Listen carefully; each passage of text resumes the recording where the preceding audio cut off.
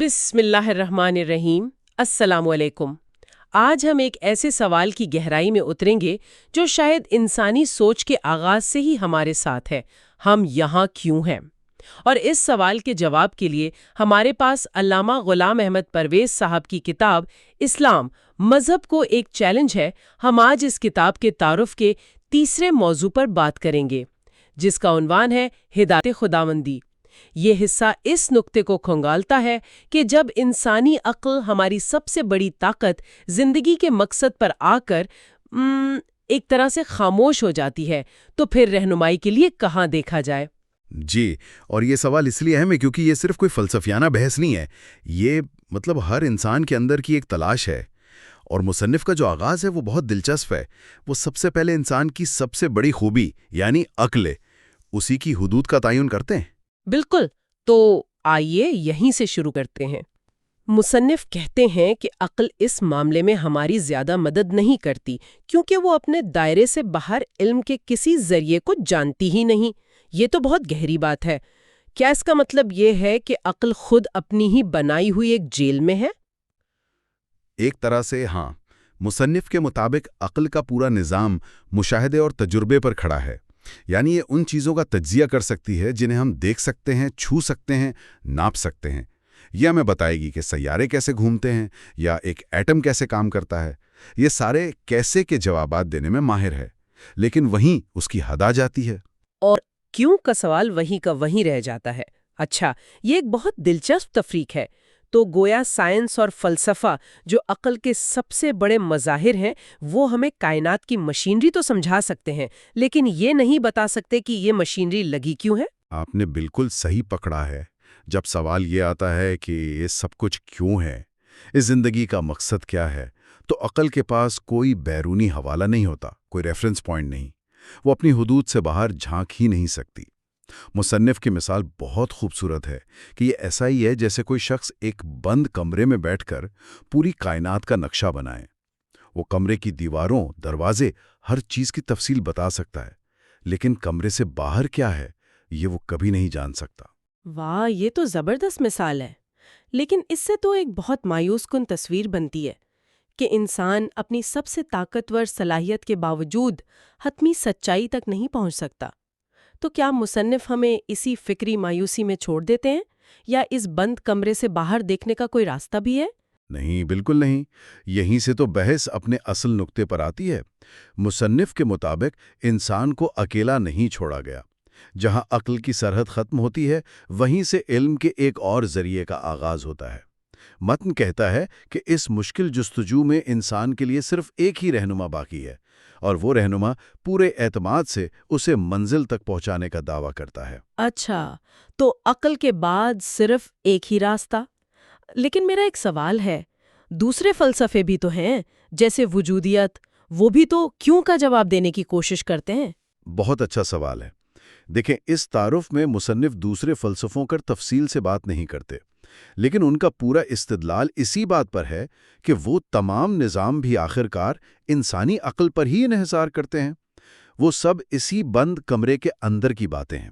مصنف اس کے برعکس ایک بیرونی ذریعے کی بات کرتے ہیں، جسے وہ ہدایت خداوندی یا ہماری زبان میں وحی کہتے ہیں۔ وحی، ٹھیک ہے۔ تو یہ وحی ہی وہ رہنما ہے؟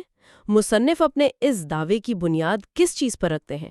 کیا یہ صرف ایک عقیدہ ہے یا اس کے پیچھے کوئی منطق بھی ہے؟ جی، وہ اس کی بنیاد قرآن کی ایک آیت پر رکھتے ہیں جو ان کے نزدیک ایک کائناتی اصول بیان کرتی ہیں۔ وہ کہتے ہیں کہ جس خدا نے کائنات کی ہر شے کو پیدا کیا، اسی نے یہ ذمہ داری بھی لی کہ وہ ہر شے کو اس کے مقصد کی طرف رہنمائی کرے۔ انہوں نے سورۃ طٰہٰ کی آیت نمبر 50 کا حوالہ دیا ہے۔ آیت کچھ یوں ہے: قَالَ رَبُّنَا الَّذِي أَعْطَىٰ كُلَّ شَيْءٍ خَلْقَهُ ثُمَّ هَدَىٰ۔ اچھا، ہمارا رب وہ ہے جس نے ہر چیز کو اس کی ساخت عطا کی، پھر اسے ہدایت دی۔ اس میں خلقہ یعنی تخلیق اور ثم ہدا یعنی ہدایت کا ایک ساتھ آنا، یہ تو بہت معنی خیز ہے۔ اس کا مطلب تو یہ ہوا کہ ہدایت کوئی الگ سے دی گئی چیز نہیں، بلکہ یہ تخلیق کے ڈیزائن کا حصہ ہے۔ بالکل، یہی مصنف کا مرکزی نقطہ ہے۔ تخلیق اور ہدایت لازم و ملزوم ہے۔ ایک بیج کے اندر یہ ہدایت موجود ہے کہ اسے درخت کیسے بننا ہے۔ ایک پرندے کی جبلت میں یہ رہنمائی ہے کہ گھونسلہ کیسے بنانا ہے۔ یہ سب اسی ہدایت کا مظہر ہے۔ یہ تو ٹھیک ہے، لیکن یہ تو غیر ذی عقل مخلوقات کی بات ہو گئی۔ انسان تو مختلف ہے، اس کے پاس ارادہ ہے، اختیار ہے، وہ تو اپنی جبلت کے خلاف بھی جا سکتا ہے۔ تو انسانوں کے معاملے میں یہ ہدایت کیسے کام کرتی ہے؟ آپ نے بالکل صحیح فرق کی نشاندہی کی ہے۔ چونکہ انسان کے پاس شعور اور اختیار ہے، اس لیے اس کی ہدایت بھی شعوری سطح پر ہونی چاہیے۔ ایسی رہنمائی جس سے وہ اپنی عقل سے سمجھ سکے اور اپنے اختیار سے قبول کرے۔ مصنف کے مطابق اسی شعوری ہدایت کو انسانوں تک پہنچانے کے لیے ایک خاص نظام بنایا گیا، اور وہ نظام ہے انبیاء کا ادارہ۔ ٹھیک ہے، تو انبیاء کے ذریعے یہ ہدایت انسانوں تک پہنچتی رہی، ایک مسلسل تاریخی عمل کے طور پر۔ لیکن اگر یہ سلسلہ اتنا پرانا تھا تو آج ہمارے پاس ان تمام پیغامات کی ایک متفقہ شکل کیوں نہیں ہے؟ تاریخ میں تو ہمیں بہت سے متضاد مذہبی دعوے ملتے ہیں۔ ایک بہت بڑا مسئلہ جسے مصنف حل کرتے ہیں، ان کا کہنا ہے کہ وقت گزرنے کے ساتھ اور انسانی مداخلت کی وجہ سے اسلام سے پہلے کے انبیاء کے پیغامات اپنی اصلی شکل میں محفوظ نہ رہ سکے۔ وہ یہاں تحریف کے تصور کی طرف اشارہ کر رہے ہیں۔ تحریف، اچھا، یہ ایک بہت اہم اصطلاح ہے۔ کیا اس سے مراد صرف مطلب کی تبدیلی ہے یا اصل الفاظ کی تبدیلی؟ کیونکہ اس پر بہت بحث ہوتی ہے۔ جی، یہ ایک کلیدی نقطہ ہے۔ مصنف کا استدلال یہاں واضح طور پر تحریف لفظی یعنی ٹیکسچول کرپشن پر قائم ہے۔ ان کا موقف یہ ہے کہ پچھلی کتابوں کی حفاظت کی ذمہ داری اس وقت کی قوموں پر تھی، لیکن انسانی کمزوریوں کی وجہ سے ان کتابوں کے متن میں ہی رد و بدل کر دیا گیا۔ اس وجہ سے وہ خالص ہدایت اپنی اصلی حالت میں باقی نہ رہی۔ یہ تو بہت بڑا دعویٰ ہے، کیونکہ اگر صرف مطلب میں تبدیلی ہوتی تو کوئی کہہ سکتا تھا کہ ہم تحقیق سے اصل معنی تک پہنچ سکتے ہیں، لیکن اگر اصل مت میں بدل گیا تو اس کا مطلب ہے کہ ایک نئی اور محفوظ وحی کی ضرورت ناگزیر ہو جاتی ہے نا؟ اس نے شروع کیا تھا، اس کے پاس کوئی قابل اعتماد رہنما نہیں تھا۔ تو اس تاریخی مخمسے کا حل کیا ہے؟ اگر تمام پرانے راستے دھندلا گئے تھے تو مصنف کے مطابق حتمی اور محفوظ راستہ کون سا ہے؟ مصنف کا نقطہ نظر یہ ہے کہ جب انسانیت فکری طور پر پختہ ہو گئی اور ذرائع ابلاغ اتنے ترقی کر گئے کہ ایک پیغام کو ہمیشہ کے لیے محفوظ کیا جا سکے، تب اس ہدایت کو آخری اور مکمل شکل میں نازل کیا گیا۔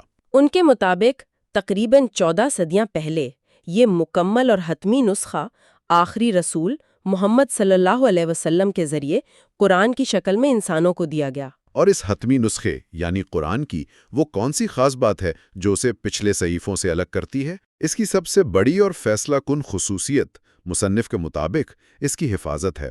ماخوذ میں واضح طور پر کہا گیا ہے کہ یہ نسخہ یعنی قرآن آج بھی لفظ با لفظ، حرف بہ حرف بالکل اپنی اصلی شکل میں موجود ہے۔ 1400 سالوں میں ایک زیر و زبر کی بھی تبدیلی نہیں آئی۔ یہی دعویٰ اسے تاریخ کی تمام مذہبی کتابوں میں ایک منفرد مقام دیتا ہے۔ یہ واقعی اس پوری دلیل کا کلائمیکس ہے، ایک ایسا متن جو وقت اور انسانی مداخلت کے اثرات سے پاک ہے۔ تو اگر ہم پوری بحث کا خلاصہ کریں تو مصنف نے ایک مکمل فکری سفر کرایا ہے۔ یہ عقل کی حدود کے احساس سے شروع ہوتا ہے، پھر وحی کی ضرورت کو تسلیم کرتا ہے، انبیاء کے سلسلے کو بیان کرتا ہے، پچھلے پیغامات کی تحریف کے مسئلے کو سامنے لاتا ہے، اور آخر میں قرآن کو اس سلسلے کی آخری اور ہمیشہ کے لیے محفوظ کڑی کے طور پر پیش کرتا ہے۔ آپ نے بالکل درست خلاصہ کیا ہے۔ یہ ایک منظم اور منطقی استدلال ہے جو ایک مسئلے سے شروع ہو کر اس کے حتمی حل تک پہنچتا ہے۔ عقل کی نارسائی، وحی کی ضرورت، انبیاء کا سلسلہ، تحریف کا مسئلہ اور بالآخر قرآن کا بطور حتمی و محفوظ ہدایت نازل ہونا۔ یہ گفتگو واقعی بہت فکر انگیز رہی ہے۔